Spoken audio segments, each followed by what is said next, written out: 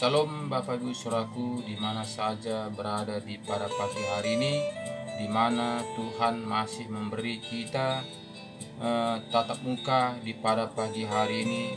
Tuhan masih berikan kita masih bisa menghirup udara yang segar. Itu semua kita bersyukur kepada Tuhan, masih kita diberi untuk memberikan kesempatan untuk menjalankan kebenaran firman Tuhan bagaimana seturut dengan kehendak Tuhan. Jadi di pada pagi hari ini kita jumpa lagi untuk merenungkan firman Tuhan yang kita baca setiap pagi. Renungan untuk saling menguatkan, saling menopang, saling mendoakan, saling merangkul satu dan lain. Jadi mari kita buka Alkitab kita 1 Korintus 10 ayat 1 mulai. Judulnya Israel sebagai suatu peringatan. Ayat 1 mengatakan, "Aku mau supaya kamu mengetahui, saudara-saudara, bahwa nenek moyang kita semua berada di bawah perlindungan awan dan bahwa mereka semua telah melintasi laut untuk menjadi pengikut Musa. Mereka semua telah dibaptis dalam awan dan dalam laut. Mereka semua makan makanan rohani yang sama, dan mereka semua minum rohani yang sama, sebab mereka minum dari batu karang rohani yang mengikuti mereka, dan batu karang itu ialah Kristus. Tetapi sungguh pun demikian Allah tidak berkenan kepada bagian yang terbesar dari mereka, karena mereka ditewaskan di padang gurun." Jadi kita lihat bagaimana bangsa Israel dari tanah Mesir, berangkat ke tanah Mesir. Kita melihat bagaimana berangkat ke tanah Kanaan hanya berapa orang yang selamat. Hanya yang dari awal kita melihat hanya 2, Joshua sama Kaleb yang selamat. Selainnya mati di tengah perjalanan. Jadi yang hidup itulah yang lahir di perjalanan. Jadi ini kita lihat lamanya 40 hari, 40 tahun. Nah, jadi ini semuanya kita melihat bagaimana nenek moyang kita menjalankan mengikuti aturan-aturan dari Musa. Mereka semua telah dibaptis dalam awan dan dalam laut. Mereka semua makan makanan rohani yang sama, dan mereka semua minum rohani yang sama, sebab mereka minum dari batu karang rohani yang mengikuti mereka, dan batu karang itu ialah Kristus. Tetapi sungguh pun demikian Allah tidak berkenan kepada bagian yang terbesar dari mereka, karena mereka ditewaskan di padang gurun. Jadi kenapa pengikut Musa ini ditewaskan di padang gurun? Karena tidak merasa puas dan selalu bersungut-sungut terus, padahal semua itu sudah disediakan. Kita disediakan manna, bahkan juga disediakan juga burung puyuh. Jadi semuanya disediakan untuk mencukupi kebutuhan mereka, tapi dia tetap bersungut-sungut. Bahkan diingat terus bagaimana dia di Mesir makan bawang tomat. Nah, jadi di sini perjalanan ini semua yang mengikutinya bersungut-sungut sehingga mati di tengah perjalanan. Jadi kita melihat ayat 6 mengatakannya kepada kita, semuanya ini telah terjadi sebagai contoh bagi kita untuk memperingatkan kita supaya jangan kita menginginkan hal-hal yang jahat seperti yang telah mereka perbuat. Jadi itu sebagai contoh menjadi contoh supaya kita jangan kita perbuat seperti nenek moyang kita, di mana mati di tengah perjalanan karena bersungut-sungut, tidak merasa puas, dan tetap dia bersungut-sungut di perjalanan. Jadi ini semuanya kita sebagai anak-anak Tuhan. Jadi cukuplah itu sebagai contoh buat kita, supaya kita itu sebagai anak-anak Tuhan jangan bersungut-sungut, tapi kita menyukuri apa adanya yang kita hadapi, apa adanya yang kita terima dari Tuhan. Kita harus bersyukur kepada Tuhan supaya kita bisa menikmati apapun pemberian Tuhan kepada kita, dan kita juga menjalankan firman-Nya bagaimana yang diajarkan Tuhan kepada kita tahun 2000 lalu kepada kita, supaya kita taat dan setia menjalankan sesuai dengan kehendak-Nya. Jadi ayat 7 katanya kepada kita, dan supaya jangan kita menjadi penyembah berhala, sama seperti beberapa orang dari mereka, seperti ada tertulis, maka duduklah bangsa itu untuk makan dan minum, kemudian bangunlah mereka dan bersukaria. Janganlah kita melakukan percaulan seperti yang dilakukan oleh beberapa orang dari mereka, sehingga pada satu hari telah tewas 23.000 orang. Dari sini kita melihatnya, sini kita diajarkan Tuhan supaya kita itu jangan kita pesta pora. Pikiran kita jangan pesta pora memuaskan daging kita. Dan jelas kita tadi ayat 7 kita per kita, dan supaya jangan kita menjadi penyembah berhala, sama seperti beberapa orang dari mereka, seperti ada tertulis, maka duduklah bangsa itu untuk makan dan minum, kemudian bangunlah mereka dan bersukaria. Janganlah kita melakukan percabulan seperti yang dilakukan oleh beberapa orang dari mereka, sehingga pada satu hari telah tewas 23.000 orang. Dari sini kita melihat bagaimana manusia saat itu masih memikirkan diri sendiri, masih mementingkan daging.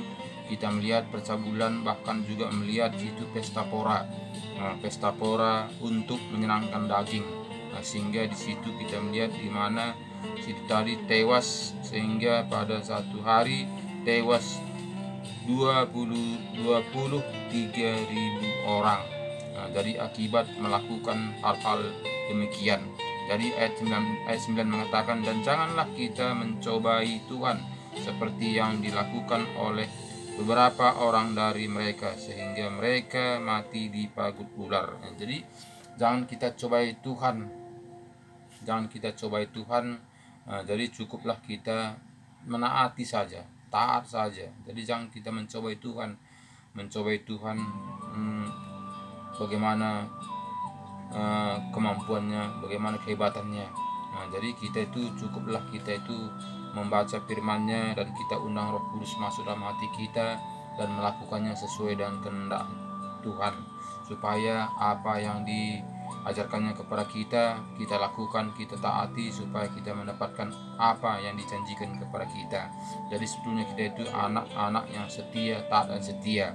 Itulah kemauan Tuhan, sehingga kita mendapatkan mahkota kerajaan surga yang dijanjikannya kepada kita.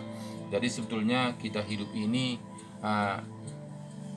nggak ada pilihan jika kita mau mendapatkan kerajaan surga. Jadi harus taat dan setia bagaimana yang diajarkannya kepada kita. Jadi jangan kita banyak alasan itu dan sebagainya, karena itu dan sebagainya. Jadi kita banyak manusia pada saat ini terlampau banyak kita buat alasan kita, dan sehingga kita membuat kebenaran diri sendiri. Jadi kebenaran diri sendiri sebetulnya menjengkelkan hati Tuhan. Karena apa? Karena sudah diberi Tuhan firman-Nya bagaimana seharusnya kita lakukan sesuai dengan kehendak-Nya. Jadi Yesus sudah datang ke dunia ini untuk memperjelas, untuk mengajari kita di mana kita diajarkannya sesuai dengan firman-Nya di perjanjian baru di tahun 2000 lalu. Jadi itulah harus kita jalankan. Jadi ayat 10, dan janganlah bersungut-sungut seperti yang dilakukan oleh beberapa orang dari mereka, sehingga mereka dibinasakan oleh malaikat maut. Jadi di mana nenek moyang kita itu bersungut-sungut terus, bersungut-sungut. Katanya kalau di kami di Mesir dulu banyak ada tomat, ada bawang, ada ini dan itu sebagainya, bersungut-sungut dia terus. Padahal Tuhan ingin menyelamatkan jiwanya, menyelamatkan nyawanya, sehingga dibawa pindah ke tanah Kanaan supaya bisa beribadah dengan sungguh-sungguh kepada Tuhan. Itulah tujuannya, sehingga Musa membawa semua pengikut ini untuk menjalankan seturut dan kehendak Tuhan, karena di Mesir tidak bisa beribadah seperti kehendak Tuhan. Jadi kita harus menyembah, memuliakan nama Tuhan, sehingga kita berangkat ke tanah Kanaan.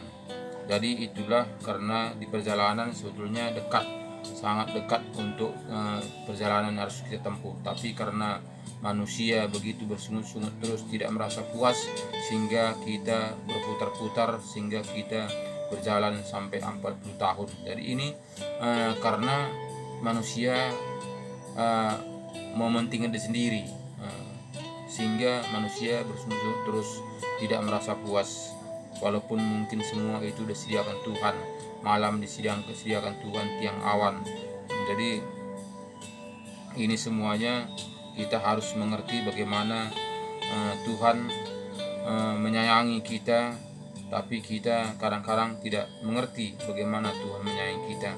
Jadi ayat 10 mengatakan kepada kita, dan janganlah bersungut-sungut seperti yang dilakukan oleh beberapa orang dari mereka, sehingga mereka dibinasakan oleh malaikat maut. Semuanya ini telah menimpa mereka sebagai contoh dan dituliskan untuk menjadi peringatan bagi kita yang hidup pada waktu di mana zaman akhir telah tiba. Jadi ini peringatan buat kita supaya kita jangan melakukan seperti ajaran nenek moyang kita, tapi kita berubah karena Yesus sudah mengubah situasi dan sudah menunjukkan jalan bagaimana seturut dengan kehendak Tuhan.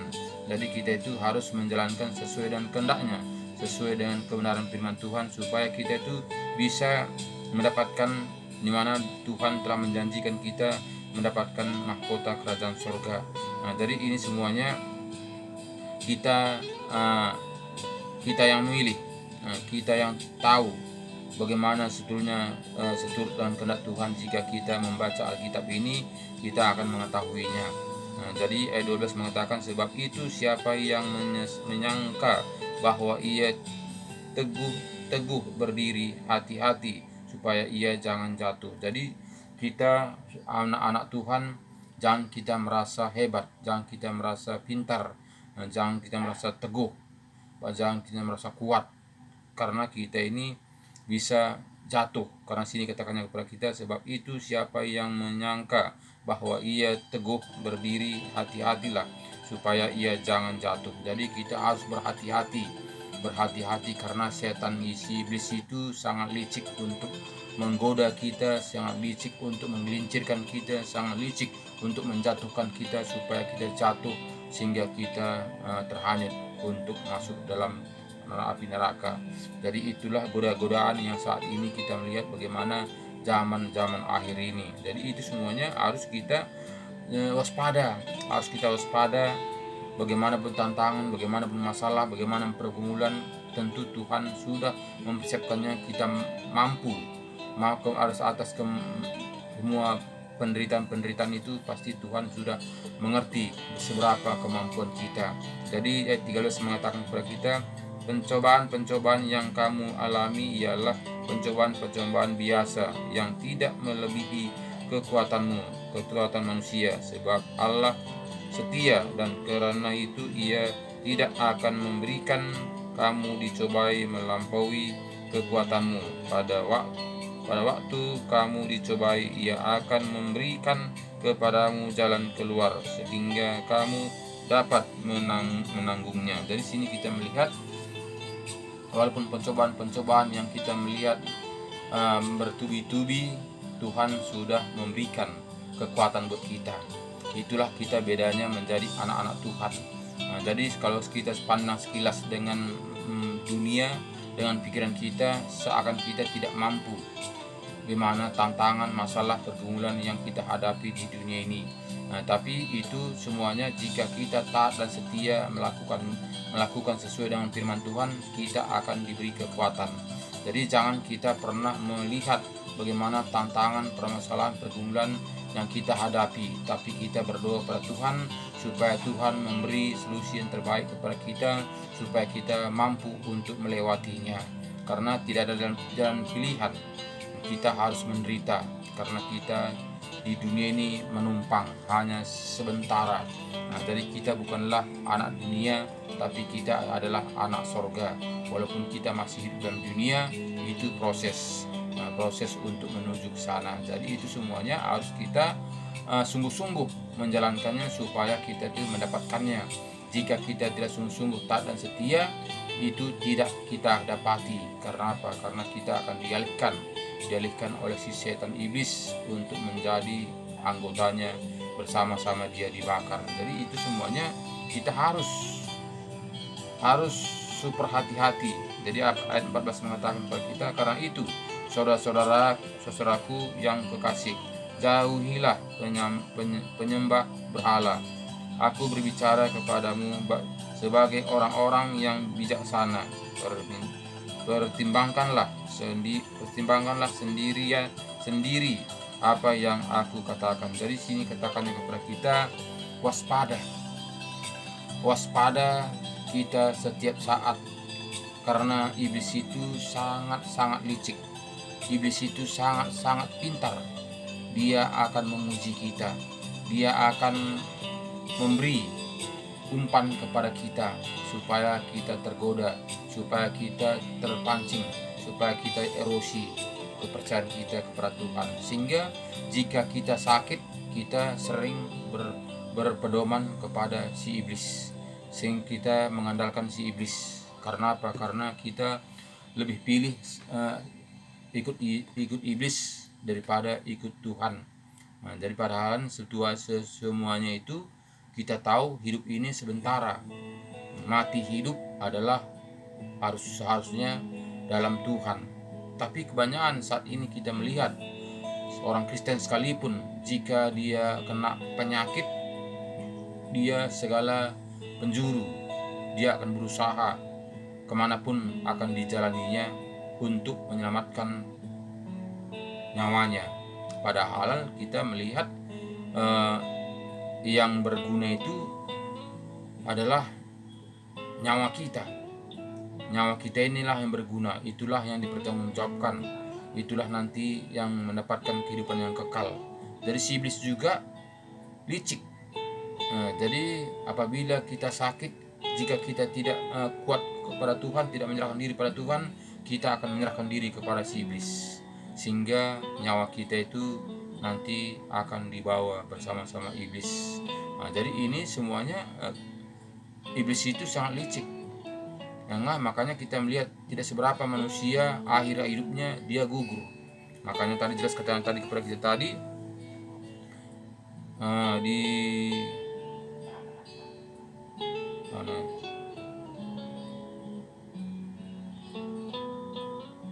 jadi di sini tadi makanya katanya tadi kepada kita tadi ayat 12 tadi katakannya kepada kita, sebab itu siapa yang menyangka bahwa ia teguh berdiri, hati-hatilah supaya ia jangan jatuh. Jadi ini merasa kita kuat, merasa kita sudah hebat, merasa kita sudah dewasa, merasa kita sudah rohani.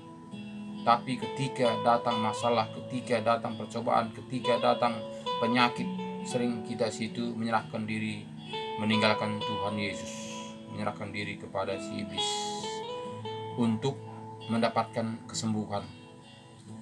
Karena sembuh pun kita, kalau kita binasa untuk apa? Karena sembuh itu sebentarnya. Karena kita hidup walaupun kita sehat di dunia ini, firman Tuhan mengatakan di Mazmur 70 tahun, jika kuat 80 tahun. Itu udah hebat. Jadi sesudah itu kita kemana? Itunya perjuangan kita. Tapi banyak manusia pada saat ini, walaupun Kristen sekalipun sudah mengaku menjadi anak Tuhan, sangat banyak jatuhan tergoda oleh rayuan si iblis. Katanya, tidak apa-apa, yang penting kau kan berobatnya, bukannya kau membunuh. Kau berobat, kau berdukun, bukannya membunuh orang, bukan menyiksa orang, bukan mengganggu orang, kan mencari kesembuhan. Itu kata dunia. Nah, jadi sehingga sudah pun anak Tuhan erosi, iman percayanya lemah. Sehingga di sini tadi jelas kata kita tadi, sebab itu siapa yang menyangka bahwa ia teguh berdiri, hati-hatilah supaya ia jangan jatuh. Sehingga kita melihat, bahkan hamba-hamba Tuhan juga kita melihat saat ini banyak jatuhan, tergoda, banyak juga gara-gara rayuan si iblis, banyak jatuhan meninggalkan Tuhan Yesus. Kenapa seperti itu? Itulah pandainya si iblis itu menggoda. Jika kita tidak kuat mental kita akan jatuh. Karena apa? Karena kita tidak mampu. Jadi ayat 15, aku berbicara kepadamu sebagai orang-orang yang bijaksana. Pertimbangkanlah sendiri apa yang aku katakan. Bukankah cawan pengucapan syukur yang atasnya kita ucapkan syukur adalah persekutuan dengan darah Kristus? Bukankah roti yang kita pecahkan adalah persekutuan dengan tubuh Kristus? Karena roti adalah satu, maka kita sekalipun banyak adalah satu tubuh, karena kita semua mendapat bagian dalam roti yang satu itu. Jadi kita melihat kita adalah satu dalam Kristus, satu dalam Tuhan. Nah, jadi kita itu harus kita saling menopang, saling mendoakan, saling merangkul satu dengan lain, supaya kita itu sependapat, satu ide, sehingga kita betul-betul kembali kepada Alkitab, di mana Yesus sudah mengajarkan kepada kita supaya kita itu bisa sehati. Jika kita tidak kembali kepada Alkitab, di mana Yesus sudah mengajarkan kita akan terpecah-pecah. Kita akan terpecah-pecah, berbelah-belah kemana-mana, sehingga kita tidak bisa menyatu. Walaupun kita mendasarkan Alkitab, tapi kita sudah berpecah-pecah tanpa kita sadari. Nah, jadi harus kita kembali pada Alkitab supaya kita bersahati kembali. Nah, jadi ini semuanya tidak ada pilihan. Jika kita masih mengandalkan kekuatan kita, tentu kita tetap terpecah-pecah. Kita tidak akan bersatu, sehingga iblis sangat empuk. Dia merasakan karena kita tidak mau bersatu. Sangat empuk kita menggoda kita manusia di dunia ini, walaupun kita mengatakan anak-anak Tuhan. Sedangkan bersatu pun kita, si iblis begitu gencar untuk menggoda manusia supaya manusia bersama-sama dia dibakar. Apalagi kita terpecah-pecah, pastilah empuk bagi dia. Makanya saat ini manusia tidak seberapa untuk mempertahankan kebenaran firman Tuhan ini. Makanya kita melihat saat ini sudah menipis kasih itu, sudah menipis persaudaraan itu, sudah menipis pengikut Tuhan Yesus yang taat dan setia.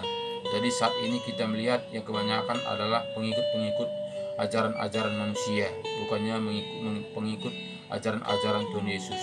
Nah, jadi semuanya marilah kita kembali kepada Tuhan Yesus supaya kita mendapatkan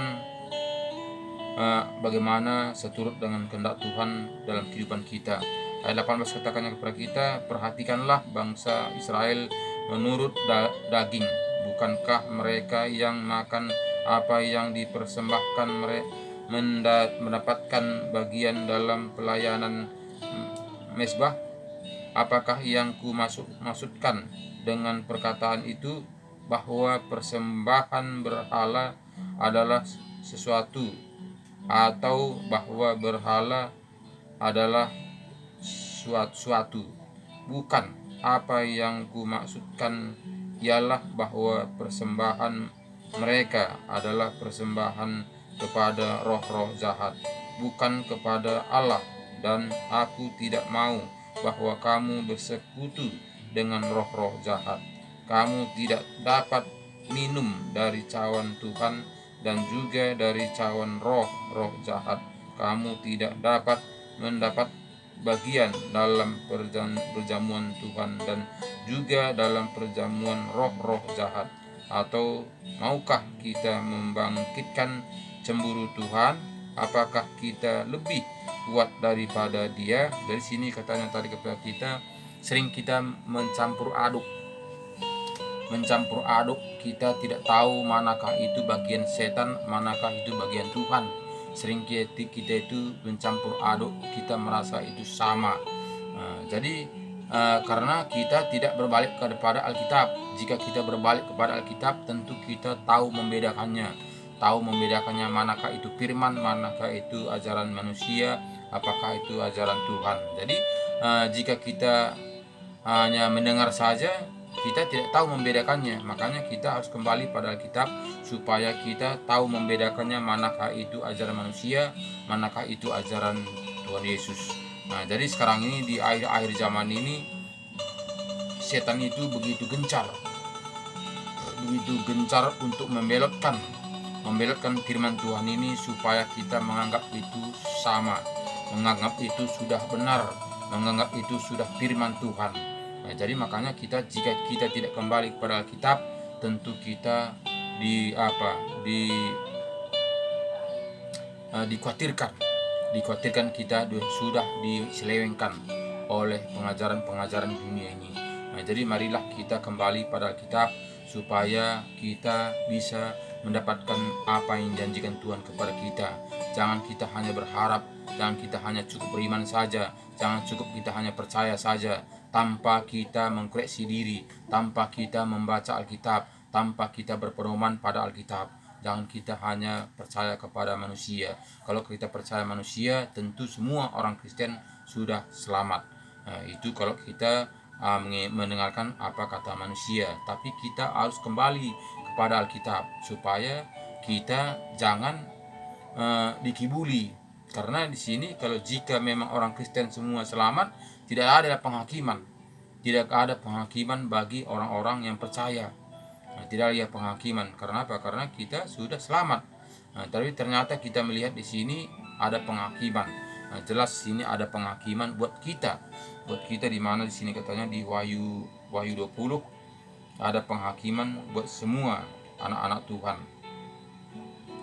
Wahyu 20 ayat 19, ayat 20.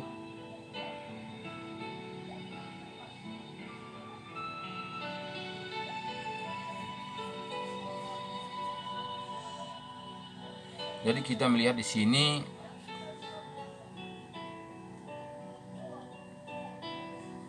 Wahyu 20 ayat 10 katanya jelas di sini katakannya kepada kita supaya kita waspada, supaya kita hati-hati. Jangan kita hanya mendengar saja, cukup hanya percaya saja. Dan di sini kita melihat ayat Wahyu 20 ayat 10.